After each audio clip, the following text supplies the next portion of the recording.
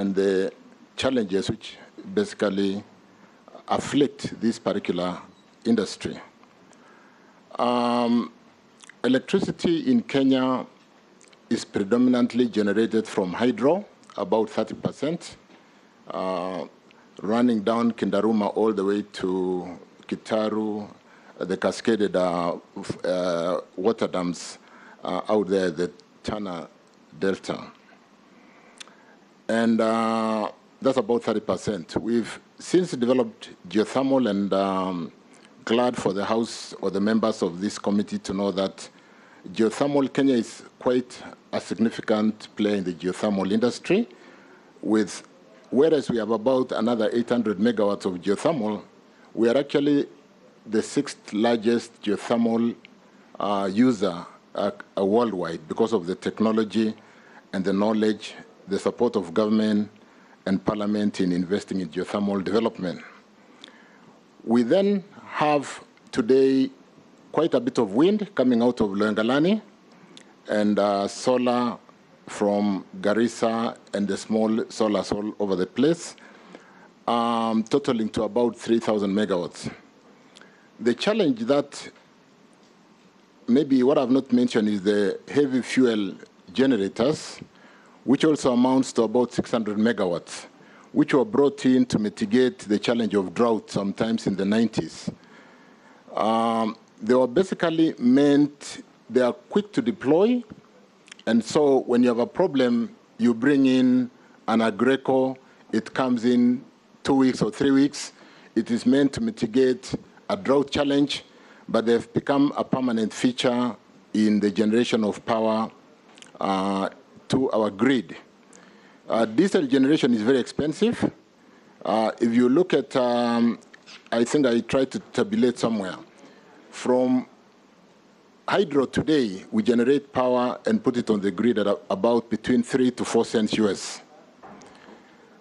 Geothermal is at about 7 cents US, and so is solar. The earlier signed solar were at about 12 cents. But since then, the devices have really come down, and the price of solar today, we could even get it for 5 cents US, 6 cents US, and so on and so forth. To compare with the thermal generators, we are talking about 20, 22, 23 cents US. It is 4 or 5 times as expensive, but they have since become feature of our generation matrix, and they dispatch almost on full time because of the challenges of global warming and weather. When the water is low, you have to supplement using the diesel generators.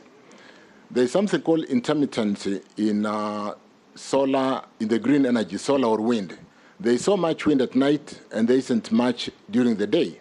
So we have so much power at night when we don't need power, and during the day, there is solar, and we are able to use it because it's available during the days when our industries are running.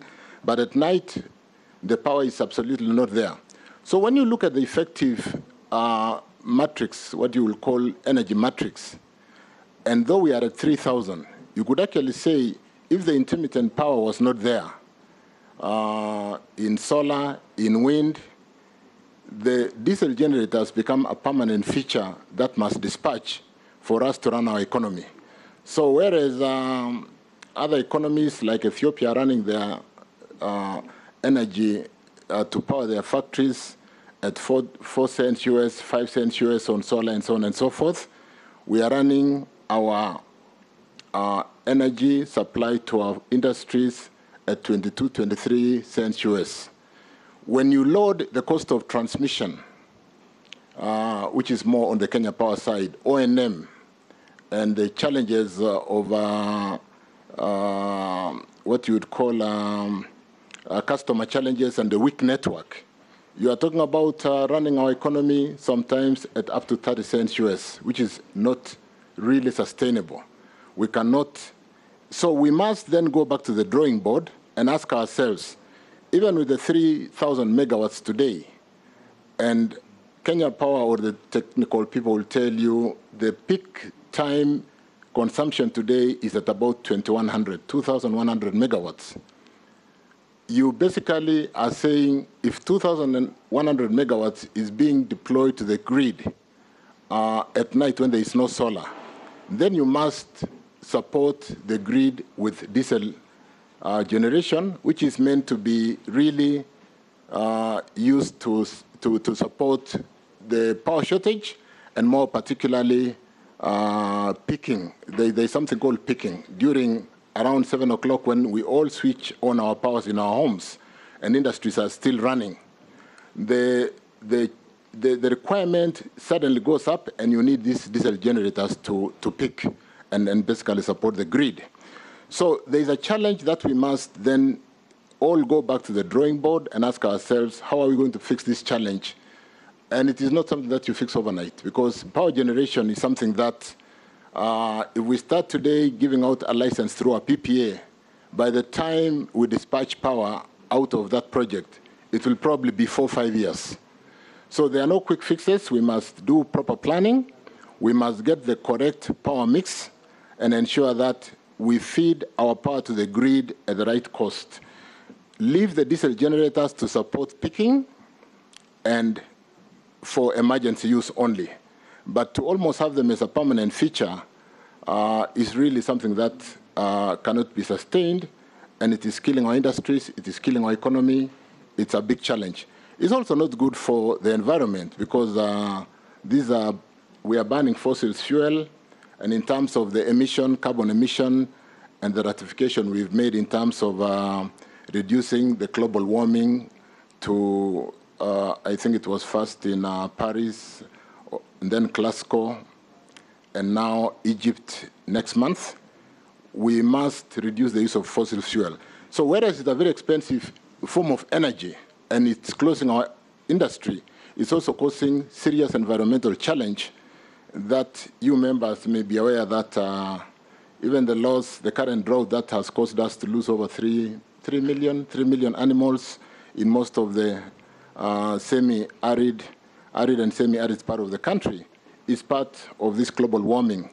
So really, we need to sit down and address the concern of the cost of electricity.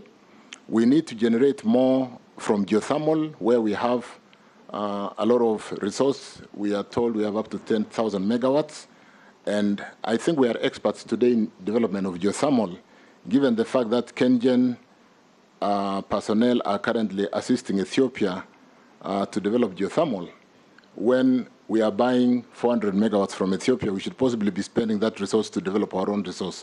So, Chairman, we'll need to sit down with the technical people at the energy bodies, KenGen, GDC, and really retrace where we've gone wrong, relook at how to improve on the matrix, power matrix, reliability of a transmission network, so that we don't have this intermittency of power dropping and messing up equipment in industry. We must look at the cost structure of the power that we supply to the users, because it's one thing also to generate and load so much cost because of our inefficiencies in the way we work in Kenya Power, in REA, or GDC for that matter. So there's work to be done, Chairman, on the challenge of cost of electricity. And then to basically summarize on the cost of electricity, as a student, I didn't mention that I did a master's in international management.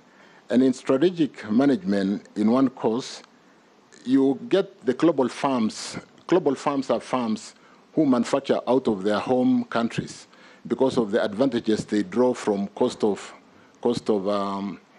manufacturing. Out of UK today, cost of labor is so expensive.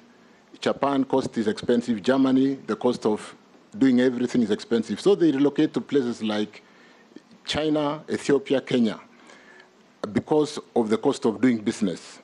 If then our cost of doing business starting from power or human resource is high, we miss that opportunity. Global firms look for least cost countries, countries who offer competitive advantage through power. That's why we are doing the SEZs and so on and so forth. So it's one thing that we must address quickly and put Kenya where it belongs in the state of nations.